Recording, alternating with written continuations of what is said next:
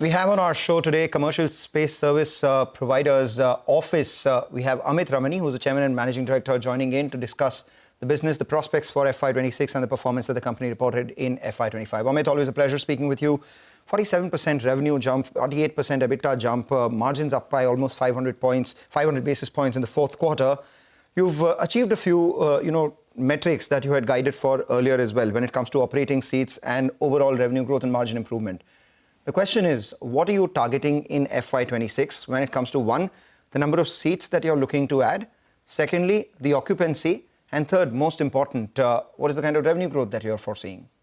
So, Mangalam, thank you for having me on the program. Always a pleasure. So, in terms of the guidance for revenue, we are looking at about a 30% growth year on year. So, essentially crossing about 1,500 odd crores. In terms of number of seat additions, it will be similar. We added roughly about 39,000 seats this year. We would target to add another 40,000 seats in FY26.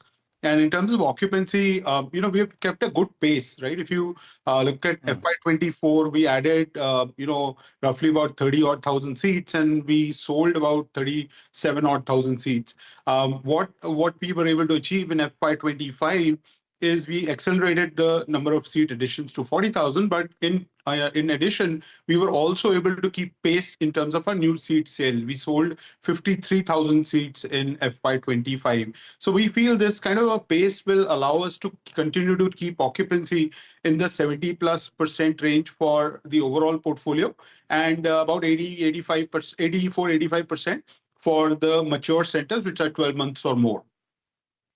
That so 70,000 seats is what you did as far as FY25 is concerned. At the current growth rate, what kind of EBITDA margins are you expecting? Any significant capex, will that dilute margins? So, from our standpoint, we are looking at FY26 as the year for building. And what we are targeted to achieve in FY26 in terms of EBITDA margin, we already achieved in FY25. So we don't foresee much change in terms of the EBITDA margin, because I think it's improved significantly from FY24 and would be in the similar range for FY26.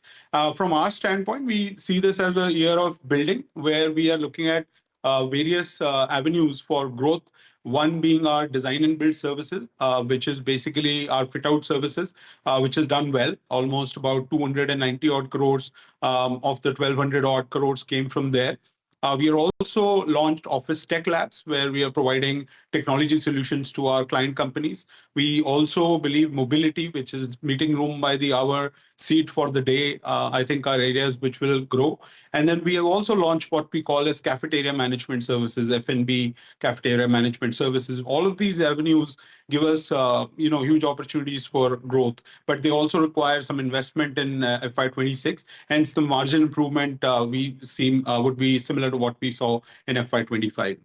Preempted my next question actually by speaking about all these things, because every time we speak, it is usually your revenue being a function of the centers that you add, the occupancy increase in those centers, and the yield increase in those centers as well. The fourth dimension for revenue increase for you would obviously be these value-added services, ancillary services, so to say, that you provide, which includes mobility, F&B, and the other, meeting by the hour, piecemeal sort of projects that you're doing. If you could club all of that together and tell us, what proportion of your revenue comes in from these, and what is your ultimate target here, and by when?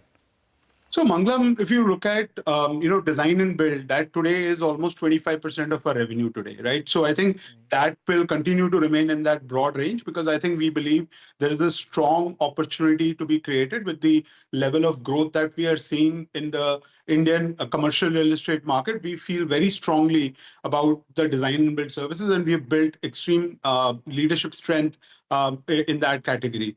The other services is what we call under the allied infrastructure, allied services. And that piece of it, I think, are creating their own target markets by itself, right? I mean, if you look at cafeteria management, that itself is a 10,000 crore market. If you look at, the tech part of it, that's another 10,000 crores. If you look at design and build, that's another 14,000 crores.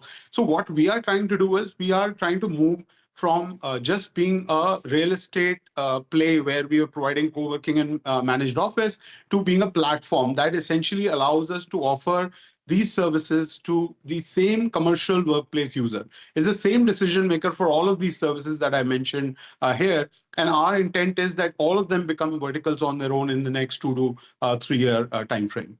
So what would the size of these verticals be? And, because it's the same customer you're upselling it to, the yields per square feet will also increase. What are you targeting on that? Give us those metrics. So, Mangalam, without commenting on specific numbers, because, obviously we have not disclosed it to the market. That's why we want you to disclose it, right? That's what the street wants. No. So, I mean, from that standpoint, I think we would do that probably in the next couple of quarters, because I think these avenues we are just starting to build.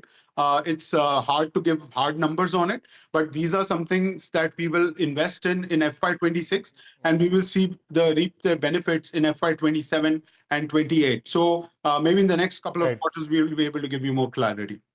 Amit, a couple of questions. I request you to keep your answer a bit brief. Number one, in terms of the existing clientele, are any of the contracts up for renegotiation, and what is the renegotiation price trend? Is it inching higher? Secondly, looking to increase prices across the portfolio, what will be the realization trend for FY26? Yeah, so the realization trend has been approximately 5% year on year, which we have continued to maintain over the last 3-4 years. And in terms of when it's the renegotiation happens, I think it's a segment of obviously the micro market that we exist in. If the micro market has seen base rentals going up, then clearly we also get that upside when we renegotiate the contract. And what is the current trend across your key geographies? So approximately, I would say 5% average year on year. All right. So this 30% revenue growth that you are targeting, how much of that is predicated on rental increase? How much of that is predicated on occupancy increase? And how much of that is predicated on you adding newer seats? Break that up for us. It's a combination of all three. In terms of new seat additions, technically speaking, we currently are, out of the 135, we are at about 100,000 seats occupied. So even if I was to just fill these current live seats, I would achieve my FY26 target. So obviously seat addition is not that key of a metric, but yes, both the combination of, the realization improvement and occupancy improvement will impact that 30% growth. So you said that realization improves by 5%. Occupancy you were expecting to increase by about 15%. The other comes in from, the 10% comes in from ancillaries. Is that a fair estimate? No, not really, because if the the seats get occupied, right, the current seats, that will drive majority of the revenue growth. The 5% and the 10% of the ancillary obviously are a subset of that. But yes, the primary growth comes from the seats getting occupied. Got that. Thank you so much, Amit. Wish you all the best for an exciting FY26. Well, moving on, we are excited to unveil our brand new global business news channel, the all-new CNBC-TV18 Prime, bringing you insights from policymakers, business leaders, and economists shaping both the world and India's future. CNBC-TV18 Prime decodes global shifts and their impact on Indian businesses, giving you unparalleled insights. Tune into CNBC-TV18 Prime at 12 noon for the Global Reset and Global Lens at 8:30 p.m.